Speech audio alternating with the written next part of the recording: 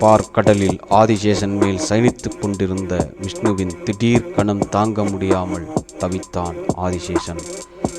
ஆனால் விஷ்ணுவோ புன்னகை புரிந்து கொண்டிருந்தார். தன் மனதுக்குள்ளே தன் மூச்சுக்காற்று உள்ளே செல்கையிலும் வெளியே வருகையிலும் நடைபெற்ற சிவனின் நடனத்தை தன் மானசீக கண்களால் தன் உள்ளத்தின் உள்ளே கண்டு ஆனந்தித்து கொண்டிருந்த மகாவிஷ்ணுவின் தோற்றத்தாலும் அவரின் திடீர் எடை அதிகரிப்பாலும் வியந்த ஆதிசேஷன் அவரிடம் காரணம் வினவுகிறார். மகாவிஷ்ணுவும் ஈசனின் ஆனந்த நடனத்தை வர்ணிக்க தாமும் அதை தரிசிக்க ஆவல் கொண்டிருப்பதாய் சொல்ல விஷ்ணுவும் அவரை பூவுலகில் சிதம்பர சேத்திரத்திற்கு போய் பார்க்கச் சொல்கிறார். ஆதிசேஷனும் ஒரு ரிஷியின் மகனாய் பிறக்க திருவுள்ளம் கொண்டு அத்திரைக்கும் அனுசூயைக்கும் பிறந்ததாகவும் அக்குழந்தையே பதஞ்சலி முனிவர் ஆனதாகவும் புராணங்கள் கூறுகிறது.